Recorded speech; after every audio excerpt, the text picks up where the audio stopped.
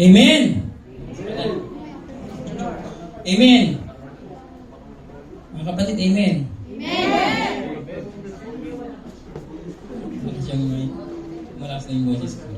Amen! Amen. Dinig sa kabilang ano. Didinig sa kabilang. Kabila. Amen mga kapatid, magandang gabi sa inyong lahat. May ano ba dito? Blessed evening kapatid, sister. English only. Ano pa? Zoo. Okay, Zoo. Ay, hindi pala Zoo. Blessed evening, brothers and sisters. Magandang gabi po sa inyong lahat. And blessings comes from the heaven is here in this place. Amen? Ayaw yata. Amen? Lord, thank you Lord God for your presence, Lord. Sa ating praise and worship. At kapag nagpe-praise and worship ka, including your heart, this is ang importante ay yung heart mo. To give a praise and worship to our living God. Amen. May business ako dito. Mabenta to. Makikinig kayo? Amen. Itanong mo kapatid. 3. Sa isang tanong. Ito pa. Have you ever fight with a giant sa buhay mo? May matangkad ba dito eh? Ano? Nakipag-away na ba kayo? Just in case you will be facing a real giant, how you will take a battle? Will you be afraid? Or you will run the battle like this? Amen? Yun po ang tanong ko. Tatakbo ba kayo sa laban o matatakot kayo habang buhay? Tatakbo habang buhay. Ay hindi, tatakbo sa ano? Tatakbo sa laban. Okay? Amen. And mga kapatid, may VIP po tayo ngayong gabi. At itong tanong ko, ulit. Tatakbo ka. Inakabahan ako. Welcome po natin si Prince Ilumba. Prince. Ha? Mamaya, babalik siya. Babalik mo si Princess. Si Pauline Vergara. Wala bang music dyan, bro? Bro, hello? Hello? Music, please. Pauline Vergara. Saan po si Pauline? Pau. Yan pala si Pau. Welcome, Pau. Oh, isa pa. Ay, isa lang pala. Dalawa lang pala. Nasa yung isa? Nasa ano? Oh, may welcome natin siya. Welcome muna natin si Pau. 1, 2, 3. Welcome! Wala si Bro Ariel. Yun, no? Amen? Mga kapatid, kay Pauline at kay Prince, itong simbahan na ito walang itinatas kundi si Jesus Christ. At naniniwala tayo sa 3 distinct person. God the Father, God the Son, and God the Holy Spirit. And Jesus Christ is God. Amen? Amen. Dumako po tayo sa ating theme. Ang ating theme po ay overcomer. Sinong gustong maging overcomer ngayon? Amen. And tonight our scripture is matatagpuan sa 1 Samuel chapter 17 verse 41 to 51 sa English Standard Version. And the Philistine moved forward and came near to David with his shield and were in front of him.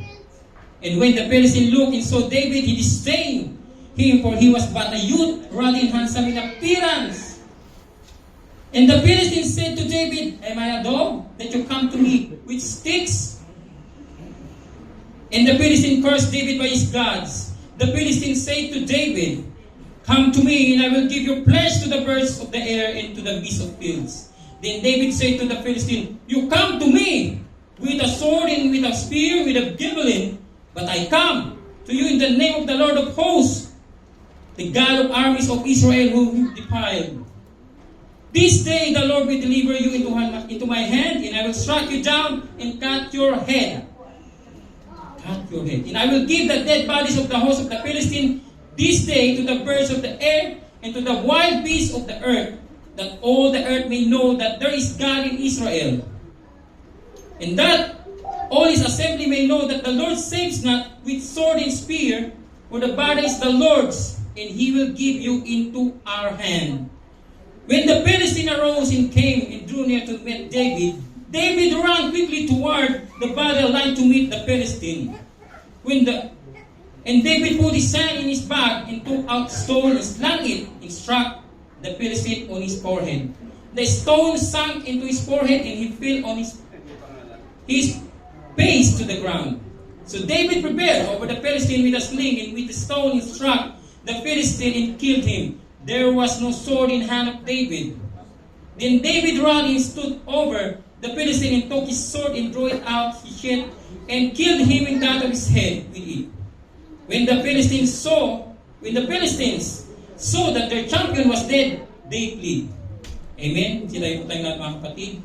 Let's pray. Lord, maraming pong salamat, Panginoong Diyos, sa gabing ito, Lord God. Tonight, O Lord God, thank you for your blessing, for the life that you give it to us, O Lord God, and for the air, O Lord God, that we breathe, that it comes from you, O Lord. Tonight, O Lord God, let your word be bold and plain, O Lord God, to understand with the power of the Holy Spirit in our life. Lord, I pray, Lord God, that you will open our spiritual eyes and ears so that your word, the eternal word, might be understood and activated in our life. Thank you, Lord God, Holy Spirit, be with us, O Lord God. Thank you, Lord God, that only the name of the Lord Jesus will be lifted up in this place. And use me, Lord God, as a mouthpiece of your word and an instrument to the furtherance of your kingdom. Thank you, Lord God. All the glory and honor, praise, thanksgiving in the mighty name of Jesus. Amen and amen. Amen. Let's watch this before ako mag-begin ang background to the story.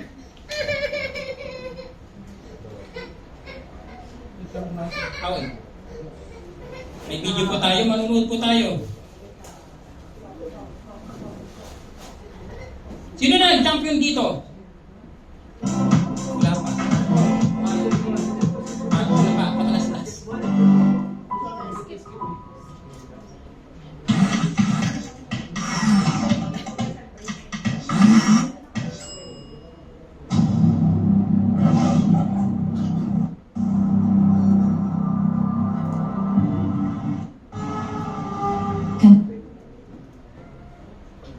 One stone changed the course of history.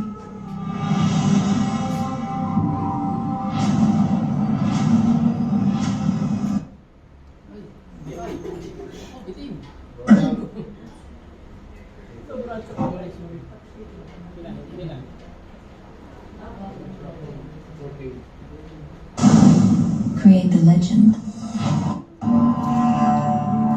I will tell you the story of David, a simple shepherd boy. Why do my brothers get to fight?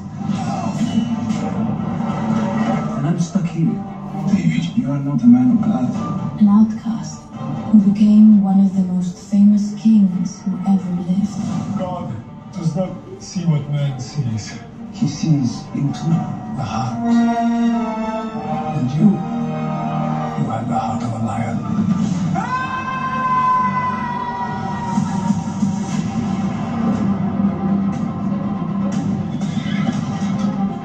Philistines are assembled.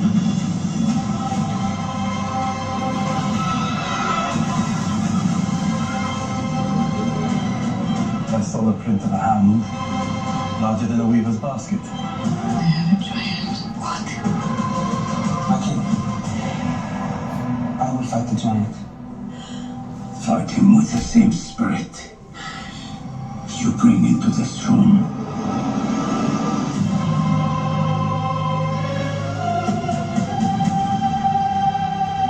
You play music for my father. Now he chooses you as champion. How will you do this? It's not about the greatness of the giant. is about the greatness of God. Are you afraid? Terrified. I believe in you. So,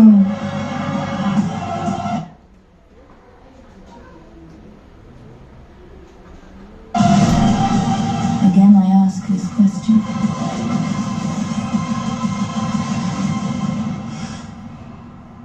Can one stone change the course of history?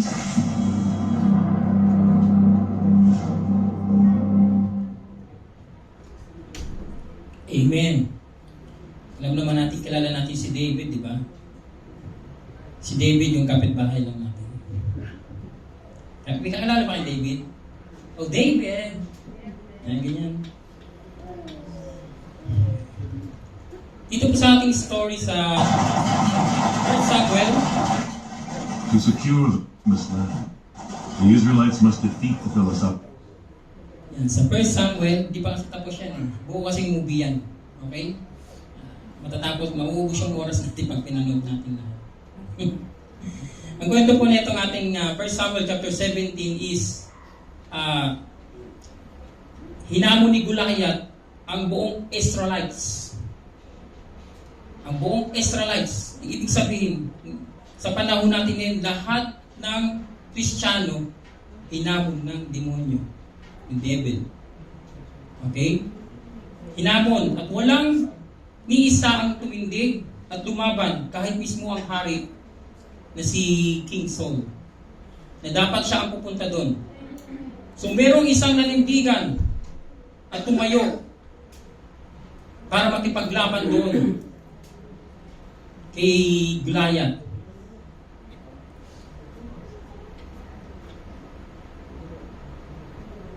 At itong Goliath na ito ay hindi basta-basta. Itong giant na to. Siya ay may taas na 9 feet and 9 inches. At yung buong katawan niya ay full armor.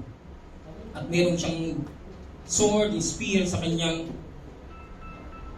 kamay. At meron siyang kanang yung shield bearer niya na tagahawak. So sinong lalaban sa kanya? Isang youth lamang. Ang youth kasi ang ibig sabihin ng youth, kapag niyo sa Google, ang age niya is nasa 15. Hindi siya boy. Si David ay hindi isang boy, isa siyang youth. Teenager. Nasa papunta. Hindi katulad ni Tim, ang edad. Okay? Katulad ni Casey. 15 to 24 ang ibig sabihin ng youth. Yan. Yan po ang lumaban. Samantalang yung kapatid niya, ang mga kapatid niya si Eliab, si Shama, tsaka si Abinadab, ay natakot din. Ito ay mga army ni King Saul. Marami sila. So ano pong matututunan natin ngayon sa paano tayo maging overcomer sa passage na ito? We are all facing various giants in our life. We don't want the giants to defeat us. Di natin gustuhin na madipit tayo. No one wants to be like Goliath, but everyone wants to be like David. Let us see how he defeated the giants in his life. Let us learn it so that we all will be giant slayer like David. Sino bang gusto dito maging overcomer? Sino bang dito maging giant slayer ng problema? Amen. Yung nag-amen lang ang giant slayer. Sino nanonood ng Demon Slayer? Alam ko kung sino kayo. Sino naglalaro niyan? Si Tim, di ba? Huwag na kayo maglalaro nun. Tayo ay army ni Lord. Amen? When Goliath challenged the Israelites, they ran away with fear from the giant. But David remembered whom he belonged to. Who is this uncircumcised giant that is mocking the armies of the living God? David remembered that they were God's army and God is with them. However, Israelites forgot who they are. In our life, we will face great giants in many ways, in many forms. But two things you need to remember. Remember that who you are in Christ. Dapat alam mo kung sino ka kay Kristo. And remember of who God is in your life. Who you are. Sino ka ba talaga sa paningin ni Lord? At ano bang standing mo sa faith mo? Sabi sa 1 Peter chapter 2 verse 9, but you are a chosen people, royal priesthood, a holy nation, God's special position, that you may declare the praises of Him who called out in darkness into His wonderful light. You are a chosen people, a royal priesthood.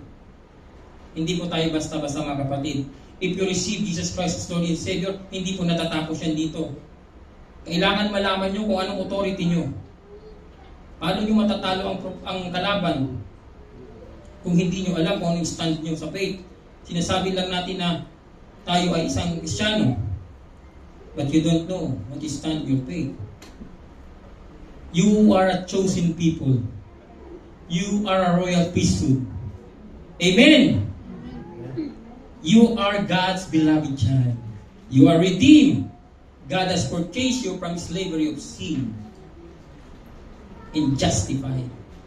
God has declared that you are righteous because of Jesus Christ. Amen.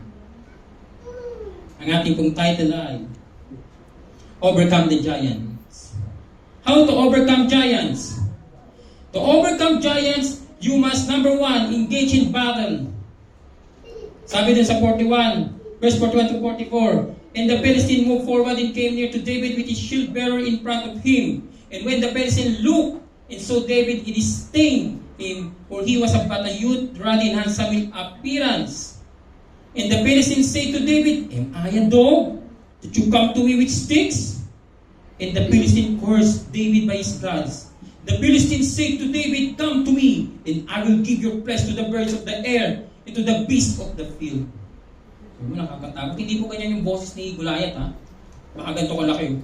Come to me, David. Come to me. And I will give your flesh to the birds of the air, to the beasts of the field. Siyempre, malaking tao. Alam ka naman, di ba, malaking tao siya. 9 feet and 9 inches. Tapos ang boses, come to me, David. And I will give your flesh to the birds of the air. Hindi naman ganyan ang boses ng malaking tao. Di ba? Kailangan malaki din yung boses niya. Hindi ko lang magkaya. Siyempre, di ba? Amen. Dito po sa passage natin, sa 41-44, as David and Goliath approach each other on the field of battle, the Philistine champion, which is the name of Goliath, insulted by the unworthiness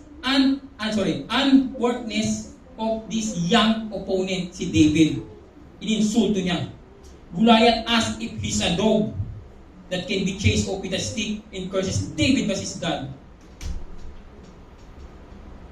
He says that he will feed David's corpse to the birds and wild animals. You know, David has no military experience. Wala siyang ibang alam kundi si David kundi mag-alaga ng kanyang mga sheep. Yung pagkabata niya hanggang sa naging youth siya, wala po siyang background na siya ay army ng isa siyang sundalo ng nation na ito, ng nation ng Israel. Obviously, because of Goliath's size and speed, it was not a fair fight. Hindi po fair yun. Tayo ka, Tim. Tayo ka. Hindi ito parang ganito. Yan, tingnan mo ha. Ito medyo pa ito. Okay pa ito eh. Ito kung masyadong malaki, tapos malaki din yung katawan. Ikaw. Gano'n ba? Siyempre, gano'n. Ikaw. Gano'n. Gano'n din yan. Pipisatin lang yan ni Goliath eh. Di ba? So it is not fair. Hindi po fair yung fight na yon. So sino pong lalaban sa kanya? Wala ni isa doon sa mga army ni King Saul. At itong mga army ni King Saul ay armies din ito ng the living God. At hindi lang yan yung kalaban ni David. Meron pang isa. Yung tagahawak ng kanyang kalasag. And David was so small compared to this man that Goliath had a hard time even seeing him. Hindi niya makita si David sa liit ni David. But when he did see him, he disdained, minaliit niya si David. There was nothing in David that struck fear or respect in Goliath's heart. Sinong palagi nang insulto dito? Mahilig mang-insulto sa mga maliliit. Ikaw ay maliit. Bulinggit. Mga ganun, di ba? Ganyan po si Goliath. Wala siyang respeto kay David yan. Pero si David, wala siyang pakialam dyan. Okay? Kasi yung panahon, yung sa passage na ito, Goliath felt insulted that they sent David. Ang liit-liit, sinint siya. Siya ba yung galalaban sa kanya? Hindi ba sila nasisiraan ng ulo? Bakit itong youth na itong pinadala sa akin? Tapos pag natalo ko sila, lahat sila magiging slave ko. Magiging slave ng Philistines. Yun, pinagtatiwala si David. Grabe, di ba? Goliath shows how arrogant and proud as he defends his ability to himself. Goliath was a Philistine warrior from Gath, a powerful symbol of Israel's previous failures. Sabi ni King Saul, itong si Goliath, itong giant na to, mula pagkabata, lumalaban na siya kasama ng mga sundalo nila, mga Pilistino. Ikaw, isa kang hamak na shepherd lang. Kahit ang mga kapatid niya, ininsulto siya at nagselo sa kanya. Kasi before siya lumaban kay Goliath, si David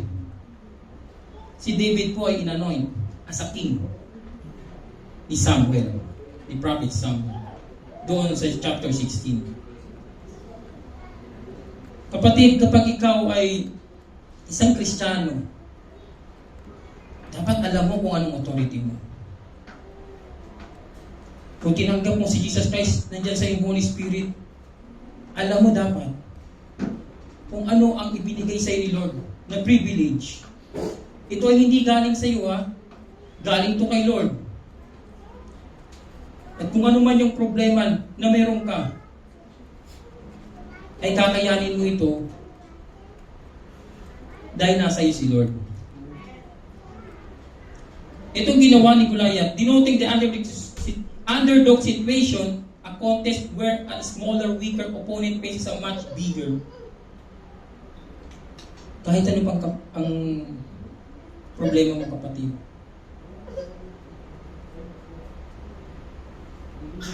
Malaki man ito, palaging sinasabi ng Kristiyano, ng leader nyo, problema lang yan. Okay? Problema lang yan. Mas malaki ang Diyos mo, ang Diyos natin, kaysa sa problema mo. Yes, naniniwala ka, na-encourage ka, pero hindi nag-penetrate sa iyo yung power ni Lord. Bakit? Hindi ka naniwala, deep inside.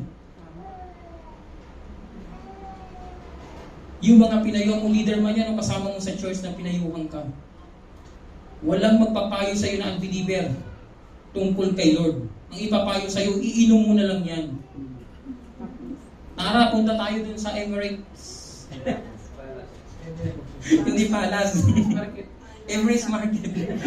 Ibili na lang natin ng ano yan, laruan sa mga bata. Wow, bait na. Kapatid, kailangan mag-engage ka sa battle para maging overcomer ka. At itong Goliath na sinasabi natin, lahat tayo may sariling mga giant sa buhay. Ang tingin mo dapat sa giant na yan, hindi dapat nasasapawan si Lord. Ganito kalaki ang giant mo. Itong buong ano na to, building na to, hindi mo makita labas, di ba? Ganyan ang tingin mo sa problema. Hindi mo nakikita si Lord. Lumabas ka. May paa ka. Ang ibig sabihin ng kapatid, kumilos ka. Huwag ka lang maniwala. Faith without works is dead. Goliath mocks David in the Lord. Hinama ka na ba, kapatid, ang pagiging Kristiyano mo? Na ikaw ay Kristiyano? Hallelujah, hallelujah, alive?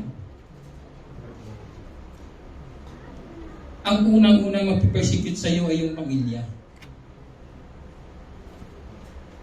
Na ikaw ay nagbago ng religion. Tandaan nyo, dumating dito si Jesus Christ Ibinigay niya ang kanyang salita, siya mismo ang salita. At kukunti lang ang tumanggap. Isa ka ba doon? Goliath was bigger and taller than anyone else. Ano bang problema ang meron ka na naranasan na sobrang hindi mo nakayanan? Noon, ang tanong ko na, bakit ngayon nandito ka pa rin? Hanggang ngayon ba hindi mo pa rin kaya ma-overcome yun? Kapatid, huwag kang matakot. Huwag kayong matakot sa problema. Lahat tayo may problema. Kapag wala kang problema, isa lang kung nasaan ka na. Deadball ka na. Wala ka ng problema. Ang kasama mo sa trabaho nagtanong sa akin, pagka namatay ka ba? Pag namatay ka, na hindi ka tumanggap kay Jesus Christ, mapupunta ka ba ng langit? Isa lang ang sagot, hindi. Hindi ito judgment. Hindi ka ginajudge. It is basis to the Bible. Isa lang ang way at ang truth, kundi si Jesus Christ lang. Actually mga kapatid, ang ating problema ay minsan unfair. Nung naging Kristiyano ka, mas lalo dumami problema mo. Bakit ganun, Lord? Kung kailan ako tumanggap sa iyo, at ngayon kumikilos na ako sa iyong kingdom, at ngayon nag-i-invite na ako, nagko-consolidate na rin ako. Bakit ngayon pa ako nawala ng trabaho? Bakit ngayon pa ako? Bakit ngayon pa ako nawala ng asawa? At bakit ngayon? Hanggang ngayon, wala pa akong asawa. Kala ko ba, Lord, matatagpuan ko sa church? Kaya ako nagpunta ng church kasi yun ang sabi nila na meron daw forever sa church. Kasi meron ka daw eternal life. Kapatid, mali ang pagkakaintindi mo. Eternal life. Kahit hindi ka pumunta dito sa place na to, kung tinanggap mo si Jesus Christ as Lord and Savior, and you do and follow Him, you are saved. Pero hindi ibig sabihin na huwag na kayo pumunta. Kaya lang tayo nagsasama-sama dito. Kapag ikaw lang ang nag-iisa, hindi mo kayang giant sa buhay mo. Kaya tayo nagsasama-sama to give and encourage ng bawat isa. At hindi para anong tawag dito? Mag-down sa bawat isa, kundi itaas ang bawat spirit. Nakita niyo ba si David kung paano siya pumunta sa battle? Nag-engage siya. Pumunta siya. Nakipaglaban siya. Kahit alam niyang mga armies na ito ni King Saul, kahit mismong si King Saul ay nag-decline dahil natakot sila. Takot na takot sila. Kapatid, takot na takot ka bang harapin ang problema mo? Ayaw mo bang mag-engage para masolusyonan yung problema mo? Paano ka magiging champion sa buhay mo kung trophy lang ng basketball ang hawak mo? Hindi ang trophy na galing kay Lord. Kapatid, ang mundong ito is unfair. It's unfair, but Lord is fair. Fair si Lord sa atin. Tapat at laging nandiyan si Lord sa buhay natin.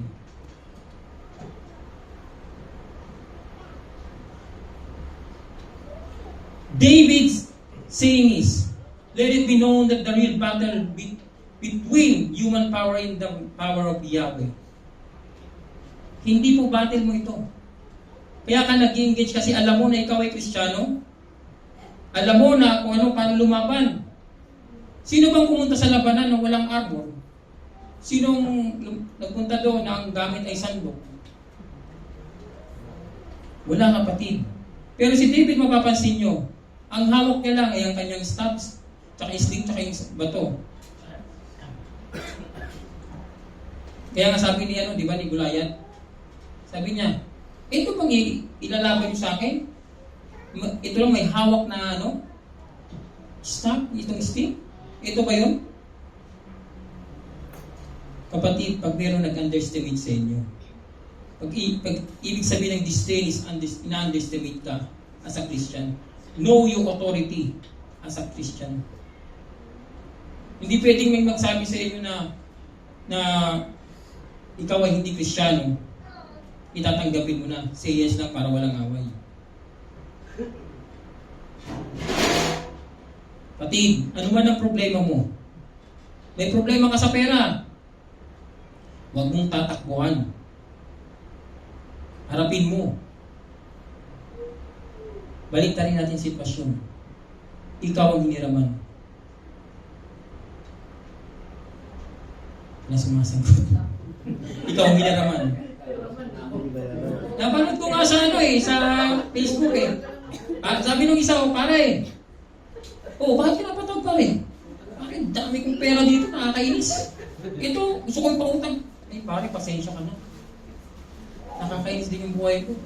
Ipautang ko rin sa'yo kaya to. 1 milyon, pare, sa iba mo na lang ibigay yan. Masyadong maliit yan. Hindi ko ito na yung baka sabihin nyo mayabang yung Sinasabi ko lang sa inyo, baliktad rin natin. Paano kung gano'n ang sitwasyon? Maraming matutuwa na kukuha at kukunin yung pautang na yun. Kasi bakit mga kapatid, bakit pera? Bakit ka ba nandito sa abroad? Di ba para mag-earn ng money? Saan? Para sa pamilya mo.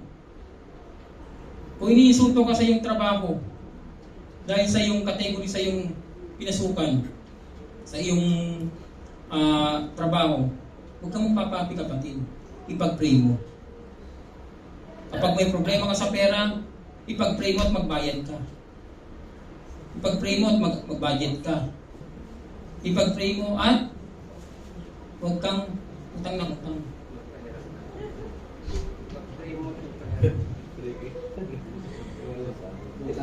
Kapatid, ang isang warrior ni God ay nagdi-display sa kanya ang image ni Christ. Hindi po ito matipuno in a physical way, but in spirit. Amen.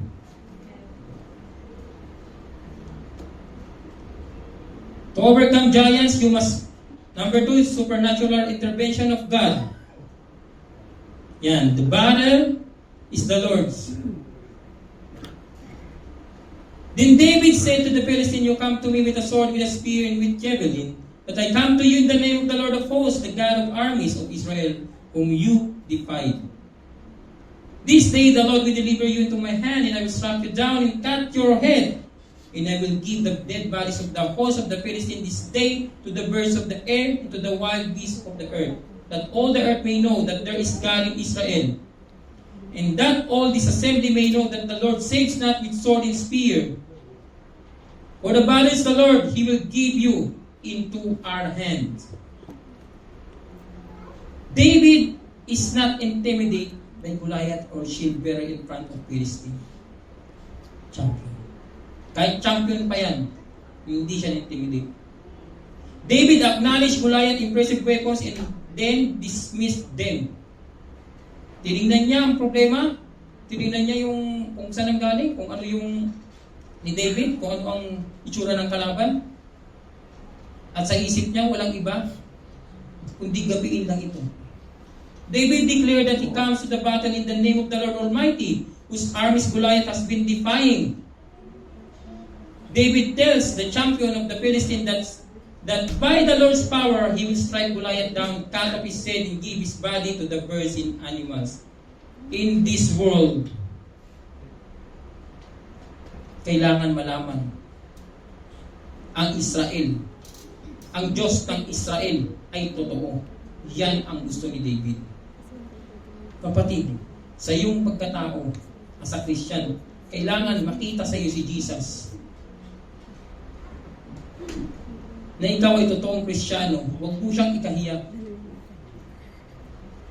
All those present will understand that the battle is the Lord's, and He does not need sword and spears to save His people. Hindi kailangan ni David ng sword. Kahit nung pinasuot ni King Saul ang kanyang armor, yung kanyang sword, binigay kay David para ilaban kay Goliath, hindi po niya tinanggap. Ang ibig sabihin po na ito, wala siyang ibang kinuha sa mga kasama niya, even sa hari, kundi ang hawak-hawak niya lang ay ang pangalan ni Lord.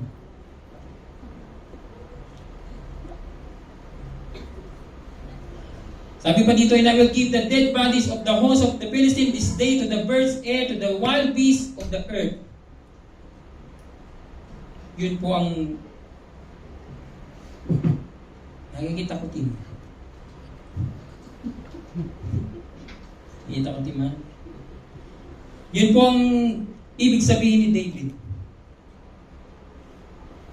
Kapatid, kailangan mong i-allow ang supernatural intervention ni Lord sa buhay mo.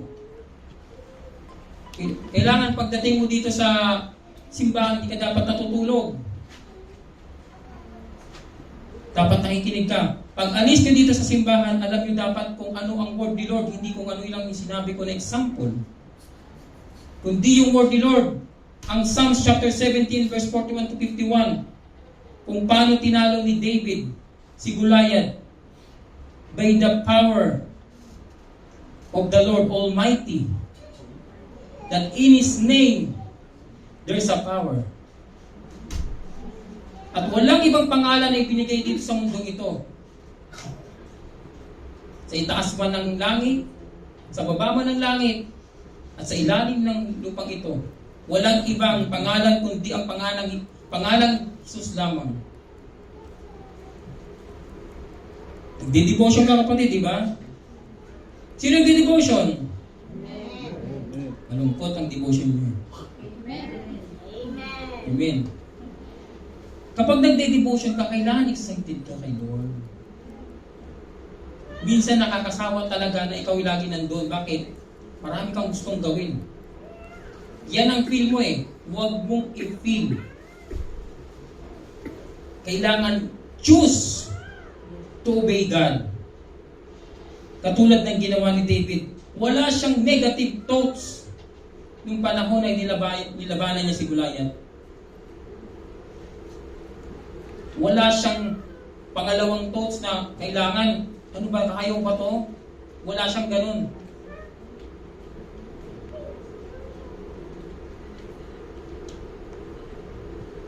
Remember who God is. Tandaan nyo, kapatid, kung sino yung tinanggap nyo. He is the God who protects His children from all harm and diseases. He protected children of Israel in Egypt from all harm and diseases. Kung babasahin yung Genesis, kung paano kinuha ni Moses, at gamitin si Moses para kunin ang kanyang mga kasamang Israelites sa kamay ni Parang. Ganon din, kapatid, kung paano ka kunin ni Lord dun sa iyong mga giants sa buhay mo. He is the God who makes a way where He seems no way. He is the God who supplies all your needs according to Jesus Christ, which is in glory. He is the God who feed 5,000 with 2 fish and 5 loaves. He is the God who raised Lazarus from the dead. This is not a history, kapatid. This is a miracle works of our living Jesus Christ. And don't underestimate our God. Like Goliath, huwag kang papayag na nandito ka sa church, hahayaan mo sarili mong hindi ka lumago dahil may nakikita kang hindi ka kamahal-mahal na tao sa loob. Kapatid, huwag kang tumingin sa katabi mo. Huwag kang tumingin sa kapwa mo Kristiyano. Tingnan mo si Jesus Christ. He is the God who do things which is impossible in the sight of men. He is the God who saved us from the eternal condemnation and give us the eternal life. He is our living and loving Heavenly Father is the only true God. The Alpha and the Omega, the Almighty God. We are His children, and we belong to Him. God often chooses to use the youngest. Malimit mga kapatid, iniisip mo bakit ka ginamit ni Lord. Based on human understanding, naiintindihan mo. Pero based on understanding ni Lord, hindi mo kayang intindihin. Kaya kailangan, allow mo ang kanyang intervention that the supernatural power of God ay maranasan mo. Okay? Amen? Sabi sa 1 Samuel chapter 17, verse 37, yan. Ganyan po, kapayat si David. The Lord who delivered me from the paw of the lion and the paw of the bear will deliver me from the hand of this Philistine. Saul said to David, "Go, and the Lord be with you." Kapatid, kapag meron kang panlaban sa pamilya mo, tapos ang pinili ay yung pinakabunso mong kapatid. Ibig sabihin pinanlaban siya yung representative nyo. Papayag ka ba? Kung lahat ng angkan mo doon nakasalalay? Halimbawa sa anak nyo o ikaw mismo, naniniwala ka ba na kaya mo? Kapatid, hindi mo kakayanin kung ikaw lang mag-isa. Ang sabi ni David, di ba? The Lord who delivered me from the paw of the lion and the paw of the bear will deliver me from the hand of this Philistine, this giant. Kung ano man ang problema mo mga kapatid, kayang i-deliver yan ni Lord. Kayang tanggalin yan.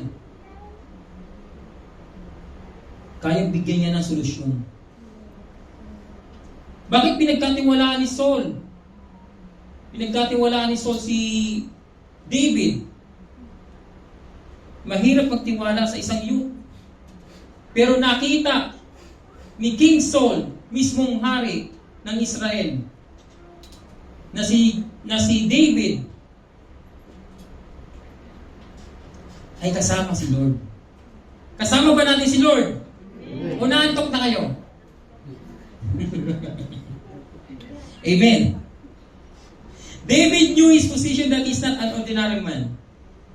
He is a child of God. Saul declared also positive word and encouragement that the Lord will be with you. David caused Saul deliver that David is not alone. Sabi ni Saul, "Go. The Lord is be with you." Nagbigay ng blessing si Saul.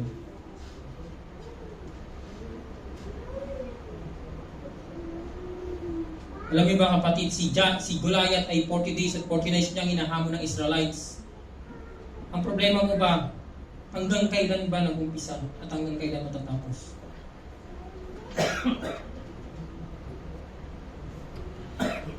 Kailan matatapos? In this verse, we have seen how David declares for the triumph and victory even the fight did not yet started. Alam niya na natagumpay siya. Kapatid, pag may gusto ka sa buhay mo, as a Christian, huwag mong lalagyan ng negative. Gusto mo makapunta ng Kyrgyzstan, huwag kang mag-negative to. Sino ba nakapunta dito? Kung gusto nyo may mapuntahan kayo, kailangan mo lang negative to. Pag planuhin nyo with a positive to. With the guidance and wisdom of God that is in you. Si Holy Spirit at nasa buhay mo. Sabi dito sa Psalms chapter 23 verse 4, "Even though I walk through the valley of shadows of death, I will fear no evil. You are with me. You are with me." Hindi ako matatakot, Lord. Kahit ano pang problema yan. Haharapin ko yan, hindi ako matatakot. David's faith, David's love for God's honor, the oppressive power of fear. The foundation of entire Bible is a reality of incomparable, unrivaled power of God. The greatest warriors, the greatest challenge on this earth is considered as nothing before Him. Wala pong kalaban ang Diyos. Wala siyang kapantay. Hindi niya kapantay si Satan. Wala si Satan sa kalingkingan niya.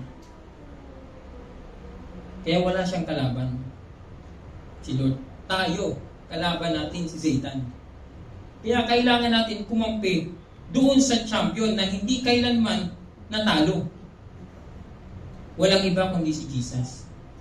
David knew that while he would study with only some stone in sling, he needed 2 others. Ano ba yung dalawang yun? Sabi dito, for the battle is the Lord's. David knew that in order to defeat Goliath, the entire Philistine army, he desperately needed the Lord to win the battle for him. Kailangan niya si Lord. Yan po ang una. At ang pangalawa niyang kailangan, yung army ni King Saul. At mismo si King Saul, dito sa atin sa panahon natin ngayon, kailangan meron kang Diyos at dapat meron ka rin kasama. Ang alin? Ang church. Kapatid, walang ibang magpipreach o mag-share ng gospel kung di mo maririnig mo lang dito. Merong iba nag-i-evangelize sa labas, pero hindi lahat kaya yan. Hindi lahat kaya yan. Kailangan natin maging katulad ni David. David needs God to guide him, to empower him, to strengthen him, to give him courage. Tulad natin, kailangan natin si Lord to empower us, to strengthen us, to give us courage. We need our church to fight alongside for us in order to beat the enemy. 1 Samuel chapter 17, verse 36 to 37, I have done this both lion and verse, and I'll do it to this pagan Philistine too, for he has defied the armies of the living God. The Lord who rescued me from the claws of the lion and the bear will rescue me from the Philistine. Ganyan po dapat kayo mag-declare. Wala pong ibang authority, kundi ang kay Lord lang. David remember how God delivered him from the hand of the lion. Share your testimony as a Christian, as a living armies of God.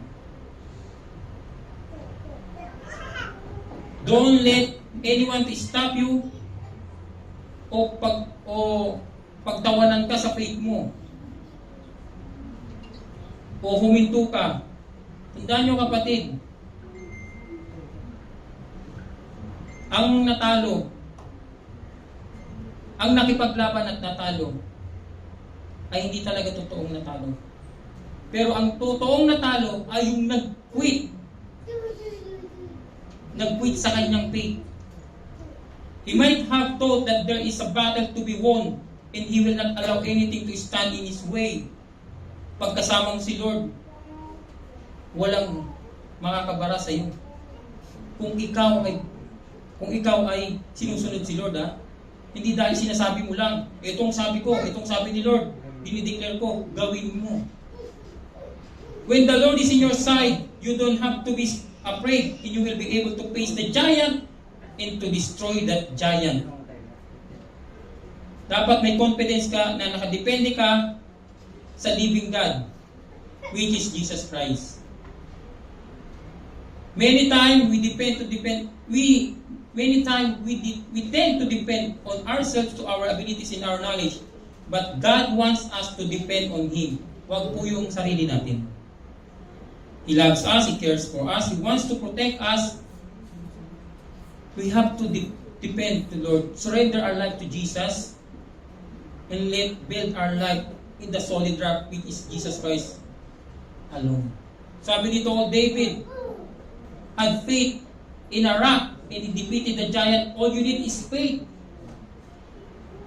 in the rock to defeat yours. Our part is surrendering our life totally in the hands of Almighty God and totally depending on His deliverance. Kapatid, i-allow niyo po si Lord sa inyong buhay. Hindi lang po sa salita, kundi yung faith po natin sa Kanya. Our strength to accomplish will establish as we step out in faith and believe in God against all odds. So do not fear, for I am with you. Do not be dismayed, for I am your God. I will strengthen you and help you. I will uphold you with my righteous right hand. Devotion, devotion, devotion. Know the words of God. Know the words of God. Because the word of God is active and penetrate to the spirit and soul. Allow Him to your life. Number 3, to overcome giants, you must facing the giant in the name of God. Then David said to the Philistine, you come to me with a sword, with a spear, and with javelin, but I come to you in the name of the Lord of hosts, the God of armies of Israel, whom you have defied. Then this day the Lord will deliver you into my hand, and I will strike you down and cut your head, and I will give the dead bodies of the host of the Philistines this day to the birds of air, to the wild beasts of earth, that all the earth may know that there is God in Israel, and that all this assembly may know that the Lord saves not with sword and spear from the battles the Lord. He will give you into our hand. With the Philistine arose and came drew near to meet David. David ran quickly toward the battle line to meet the Philistine. And David put his son in his bag and took out a stone, slung it and struck the Philistine on his forehead. The stone sank into his forehead, and he fell on his face to the ground. So David prevailed over the Philistine with sling, and with the stone he struck the Philistine and killed him. There was no sword in the hand of David. Then David ran and stood over the Philistine and took his sword and drew it out of his head and killed him and cut his head with it. When the Philistines saw, yung mga Philistines, that their champion was dead, they fled. Kapatid, si Satan nagpa-promise din sa inyo. Pero wala siyang tinupad kahit isa. Bibigyan ka ng ganito, ng bahay, ng karangyaan dito, ng relasyon, ng kahit na anong gusto mo. Pero hindi tumutupad yan sa pangako. Tandaan nyo kapatid, nagkataon lang. Sasabihin ni Satan, nagkataon ka lang. Pero kay Lord, walang aksidente. David and Goliath approach each other. David loads a one stone, his sling, and fires it. Face your fear. Face your problem. Face your giants in your life. Kapatid, huwag kang maging defensive lang. As a Christian, kailangan umatake ka. At ang dapat mong hawak-hawak ay ang word ni Lord. Paano mo malalaman ang word ni Lord? Hindi ka nagde-devotion. Kailangan mag-devotion ka. Kahit nakakatamad, kahit nakakaantok, lahat ng kahit na excuses mo. Kapatid, kahit pa itong mundong ito, inaakit ka palagi sa dati mong gawain. Kailangan mong panindigan yung faith mo. Kailangan mong panindigan yung tinanggap mo. Dapat ang gawin mo kapatid, pumunta ka dun sa battle. Takbo ka dun. Huwag kang tumakbo, papalayo. Papunta dun sa Kanya. Ipakita mo sa Kanya kung sino ka. Ikaw ay royal priesthood, a chosen people ni Lord. Kailangan mag-stand ka sa faith mo. You are facing mental giants like stress, inferiority, and even depression. Some of you will be facing physical. The giants we are facing today can be just intimidating to us. Goliath was to the Israelites. You see, we face all kinds of giants. Facing emotional giants like worry, doubt, fear and anxiety, disease, pain, and even disability. Kahit yung mga bad habit nyo at saka addiction nyo. May problema ka sa work? May problema ka sa pera? Kapatid, harapin mo yan. Mas malaki ang Diyos mo. Ang Diyos natin. We can defeat all these giants and we face in the name of the Lord. Si Goliath nakarelay sa kanyang sarili. Sino bang nakarelay dito sa kanyang sarili? Nakadepende sa kanyang sarili. Aminin natin, guilty tayo lahat.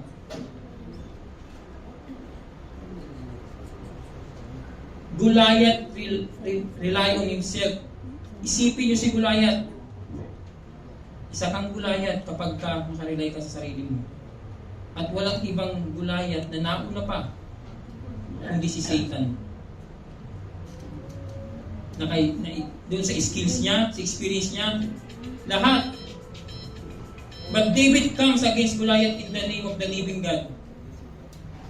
He could defeat Goliath because God was with him. God was fighting the battle for David. Church, let us not worry the giants we are facing today. If God is for us, who can be against us? With men, this is impossible, but with God, all things are possible. Sabi sa Matthew. And this David, who told King Saul not to worry, is the same David who writes Psalms chapter 27, verse 1 to 2. The Lord is my light and my salvation, whom shall I fear? The Lord is the stronghold of my life, of whom shall I afraid? When the wicked advance against me to devour me, it is my enemies and my foes who will stumble and fall. Ang kalaban natin ang mapupod, hindi tayo. Hindi ikaw. Alam mo ang stand mo sa faith mo. Alam mo kung sino tinanggap mo. Do you have faith that it takes to stand up against a giant sa buhay mo? Are you willing to trust God instead of your own abilities? Are you willing to walk by faith and not by sight? Are you willing to fight every giant in the name of the Lord? Hindi mo kaya bayaran ng mga utang mo. Always remember to face the giants in the name of the Lord. Bibigyan ka ni Lord ng wisdom at ng understanding. Kapatid, face the giants. Never ever forget whom you belong. You are God's special position. You are the sons and daughter of the Most High living God. Second, always depend on God's deliverance. God is our refuge and strength. He is our shield and protector, and He is good shepherd. And third, always face the giants in the name of the Lord. Remember, there is power in the name of the Lord. He is the God who do the impossible. Church, we need to face every problem and every challenge in our life in the name of Jesus. Let us live by faith and not by sight. Let us not worry about, but let us take up courage like David and defeat every giant in our life in the name of the Lord.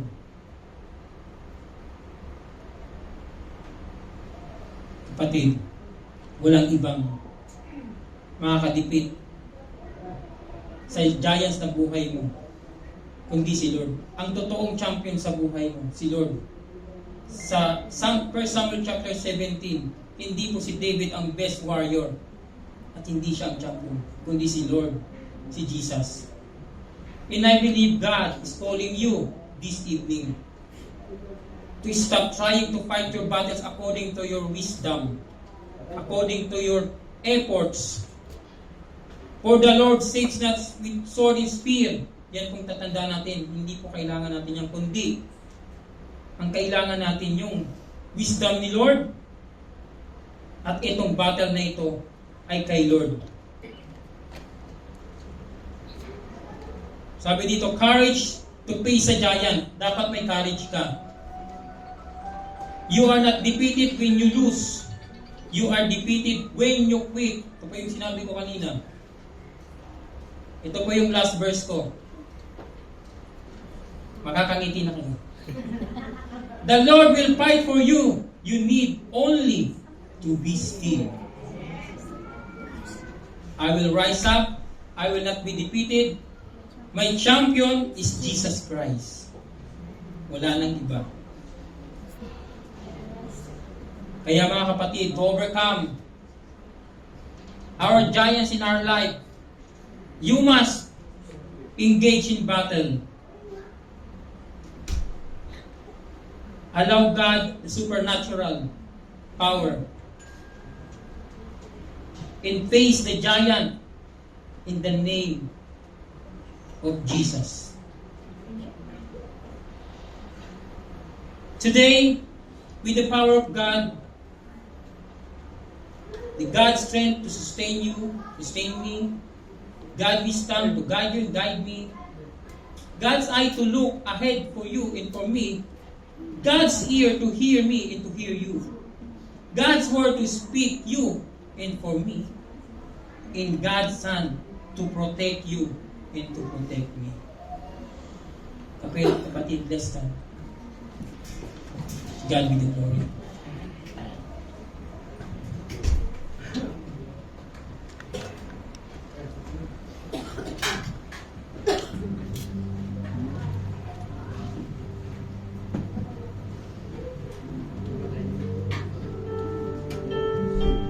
Amen. Let all stand small. Amen.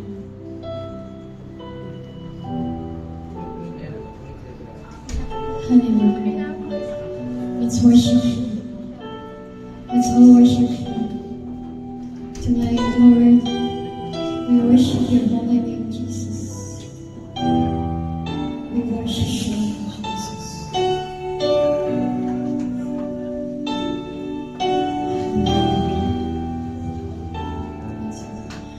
Thousand generations falling down in worship to sing the song of ages to the Lamb.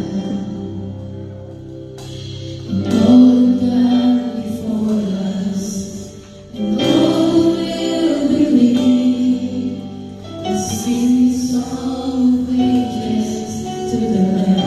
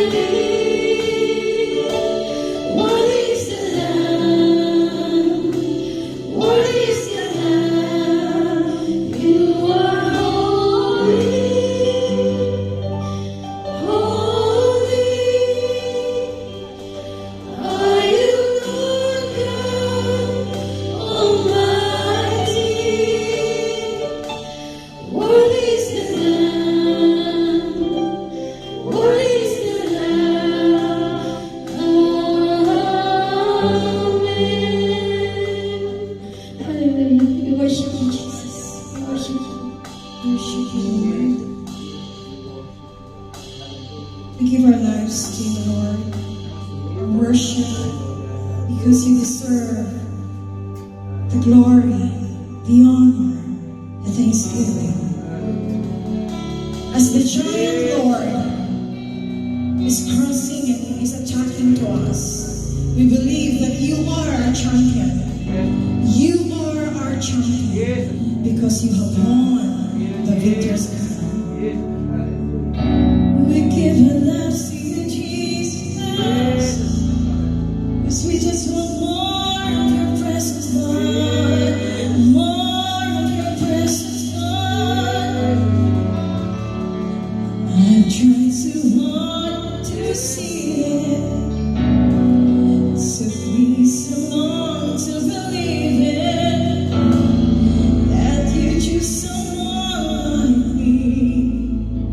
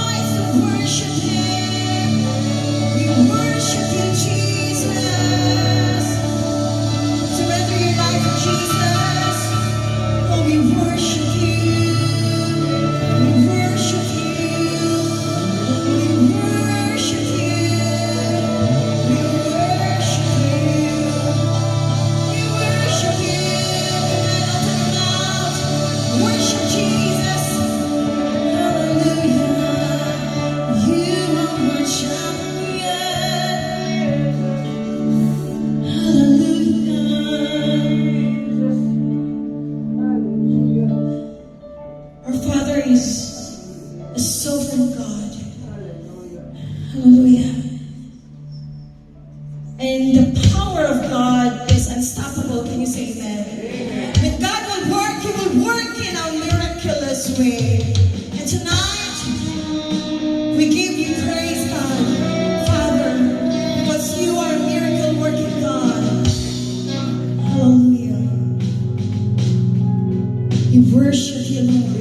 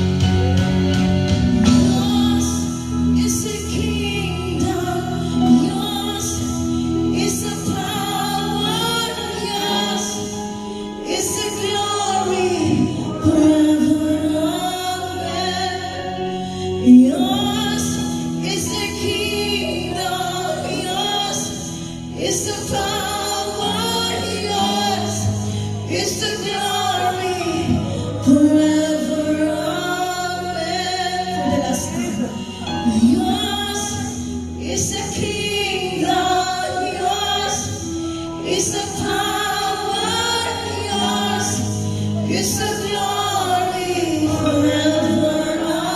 Amen. Yours is the kingdom.